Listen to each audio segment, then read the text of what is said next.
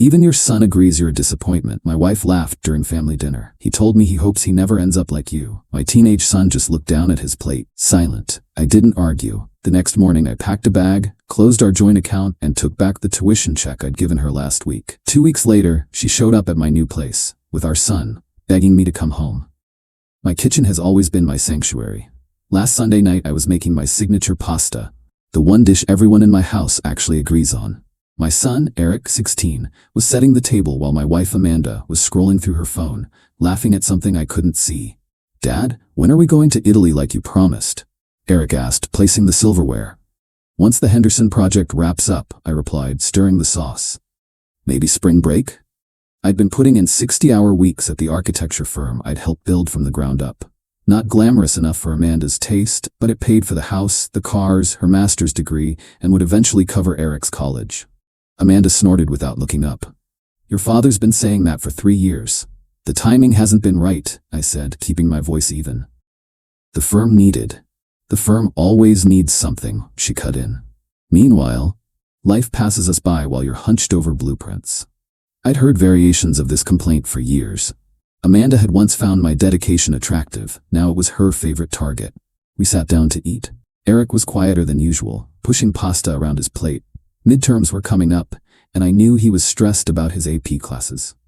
"How's school going?" I asked him. Before he could answer, Amanda jumped in. "He's doing fine despite having an absent father. Got an A on that history paper you were too busy to help with." I looked at Eric. "I thought you said you didn't need help with that one?" He shrugged, eyes fixed on his plate.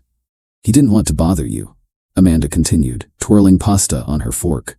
"Even your son agrees you're a disappointment. He told me he hopes he never ends up like you." The kitchen went silent. I looked at Eric, whose face had drained of color. He didn't deny it, just stared at his plate. He shoulders hunched. "I'm sorry you both feel that way," I said quietly, setting down my fork.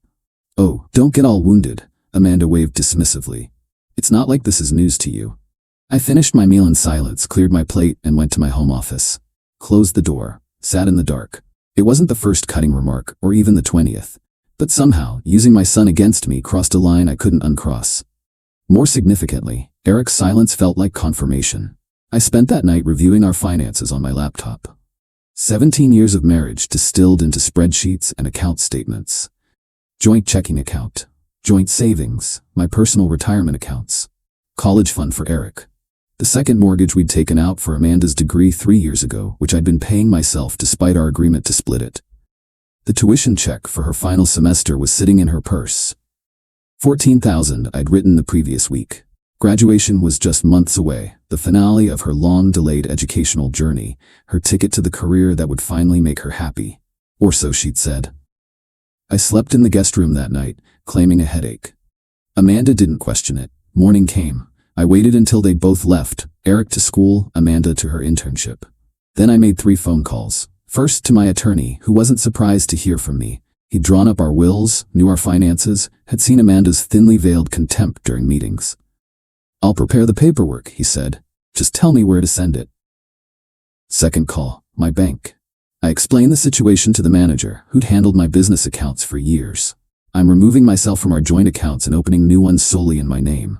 I understand she'll still have access to what's currently in the joint accounts."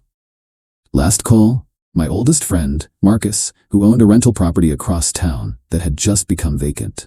"Need a place for a while," I explained, "going through some things."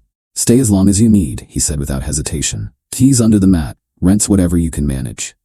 Then I packed methodically. Clothes, important documents, hard drive with family photos, my father's watch. I retrieved the tuition check from Amanda's purse, not stealing, just taking back what was mine, what hadn't been cashed yet. I left a note on the kitchen counter. Short, direct. "I'm taking some time away.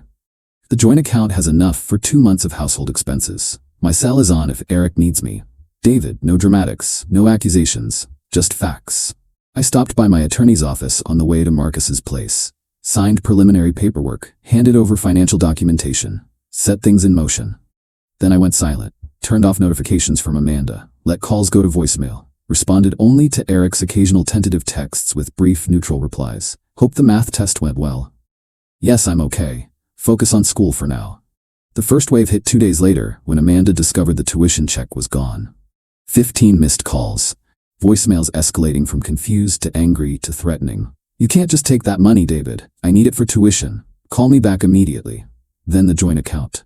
3 days of silence before she realized I was no longer depositing my paychecks there. More calls.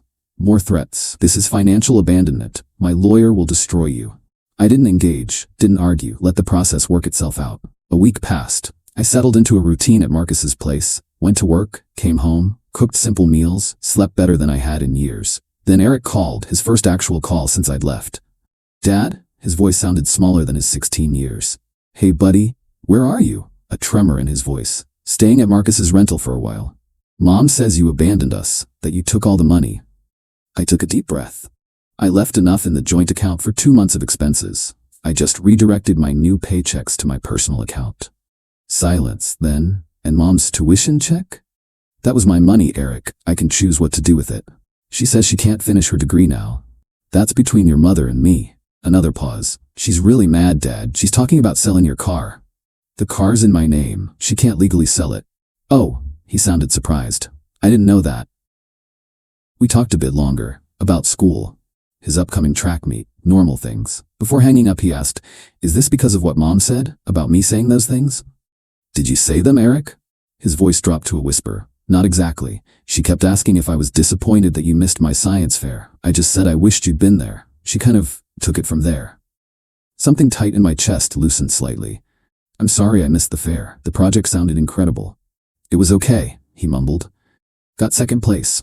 I'm proud of you. Thanks, Dad. A pause. Are you coming home? Not right now, but I'm still here for you, always. After we hung up, I sat in Marcus's spare bedroom for a long time. The next day, I called my attorney and added a stipulation to the divorce papers. The house would remain in my name until Eric finished high school, with Amanda allowed to live there for his stability. After that, we'd sell it and split the proceeds.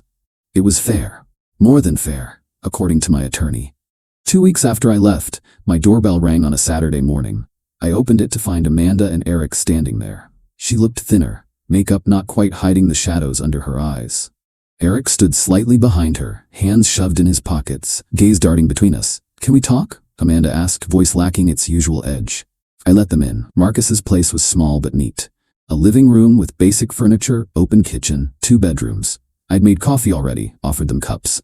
Eric accepted. Amanda declined. You need to come home, she said once we were seated. This has gone on long enough. I'm not coming back, Amanda. Because of one comment at dinner? That's ridiculous. It wasn't one comment, it was the last in a very long series. So you're punishing me by withholding money? Real mature. I looked at Eric, who was staring intently at his coffee mug. Eric, would you mind giving us a few minutes? He nodded, relieved, and retreated to the small balcony with his phone. Once he was out of earshot, I turned back to Amanda. I'm not withholding anything. I left sufficient funds for expenses. I'm just not funding your degree anymore. After everything I've sacrificed. What exactly have you sacrificed, Amanda?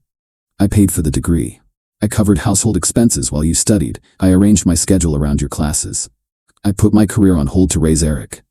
That was your choice. A choice we made together with the understanding that we were partners. But partners don't undermine each other. They don't turn their children against each other. I didn't. You did, repeatedly, for years. I kept my voice level. The divorce papers have been filed. My lawyer will contact yours to work out the details. Her face paled. Divorce over this? No, over 17 years of this.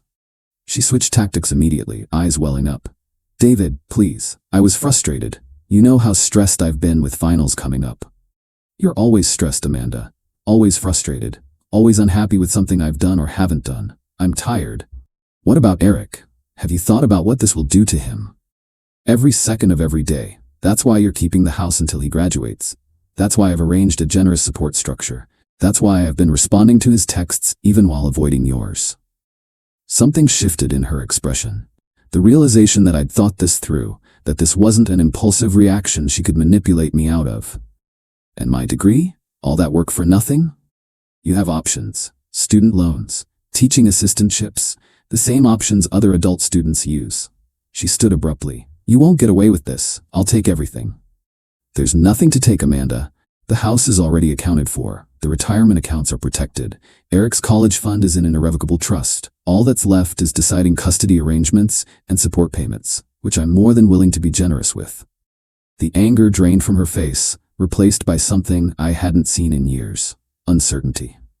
She called Eric in from the balcony. He returned, eyes darting between us, sensing the tension.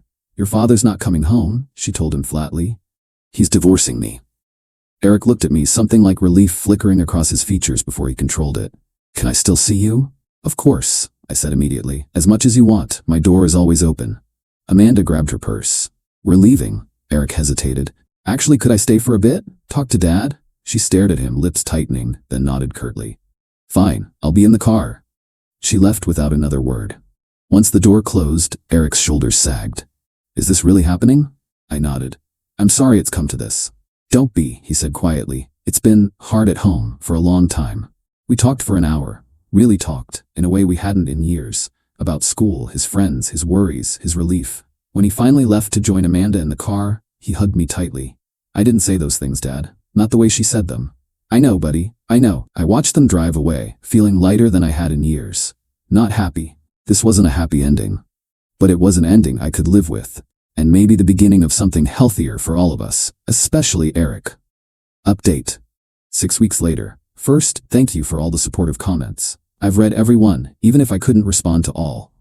The divorce proceedings are underway. My attorney was right. Having documentation of finances and a clear plan made things considerably smoother. Amanda initially threatened to fight for everything, but her lawyer apparently explained the reality of our situation. The papers outline exactly what I'd planned. She stays in the house until Eric graduates. Then we sell it and split proceeds. Retirement accounts remain separate. College fund untouchable. The most significant development has been with Eric. After that first weekend, he asked if he could stay with me on alternating weekends. I cleared the second bedroom at Marcus's place, bought him a desk for homework, set up a proper space. Those weekends have become something I look forward to all week. During his last stay, he told me Amanda has been different since I left. Quieter, less combative. She took a waitressing job at night to cover expenses and apparently hasn't mentioned her degree in weeks. I feel no pleasure in this. Despite everything, she's still Eric's mother, and her stability matters to him. As for the tuition check, several commenters asked what happened with that. I never cashed it, but I also never gave it back. It's still sitting in my desk drawer. A reminder of boundaries, I suppose. Amanda found alternative funding for her final semester through a combination of last-minute financial aid and a small loan. She'll graduate next month. I won't be attending the ceremony, but I did ask Eric if he would give her a card from me congratulating her. For his sake, if nothing else. Marcus has offered to let me take over the lease on the rental property, which I'm considering. It's smaller than what I'm used to, but there's something appealing about the simplicity. Less space, less maintenance, more time to focus on rebuilding my relationship with my son. Work has improved significantly without the constant drain of an unhappy home life. I've been more productive, more creative, more present. The Henderson project that Amanda mocked is now being featured in a regional architecture publication. A fact I haven't shared with her, but did celebrate quietly with my team. The most unexpected outcome has been my relationship with Eric. Without the constant tension at home, without Amanda's running commentary on my inadequacies, he's opening up more. Last weekend he brought his design portfolio to show me, something he's been working on for months but never mentioned. The kid has serious talent. We're looking at art schools together now, planning college visits for next fall. Some have asked if I regret leaving so abruptly, instead of trying to work things out. I don't. 17 years of subtle undermining, of constant criticism, of using my child as a weapon against me. Some things can't be fixed with couples therapy and good intentions. As Eric said during one of our weekend talks, it's quieter now, even when we're talking. I think that sums it up perfectly. Edit. Since posting this update, I've received hundreds of messages asking for more details. A few clarifications. For those concerned about abandonment claims affecting the divorce, my attorney documented everything, including the funds I left in the joint account, sufficient for mortgage, utilities, and living expenses for 2 months. We also have records of the consistent financial support I've provided since moving out. This isn't abandonment, it's reorganization. Regarding child custody, Eric is 16, old enough for the courts to consider his preference. Given his age and our current arrangement, weekends with me, weekdays with Amanda for school, it's likely to continue this way until he graduates. He's expressed contentment with this setup for now. Several commenters suggested I should have confronted Amanda about her comment immediately at dinner. Consider this. A public confrontation with my teenage son as audience would have accomplished what exactly? More tension? More ammunition? Sometimes the strongest response isn't an immediate reaction, but a calculated exit. To the person who called my actions financial abuse, supporting someone through their degree, paying all associated costs for years, then choosing not to write one final check is not abuse. It's a boundary. Amanda found alternative funding within weeks, proving she had options all along. Last point. Many have asked if there's hope for reconciliation. While I never say never, I'm not looking backward. The relief I've felt since leaving, relief that my son has independently confirmed he shares, tells me this was long overdue. Some chapters need to end before better ones can begin.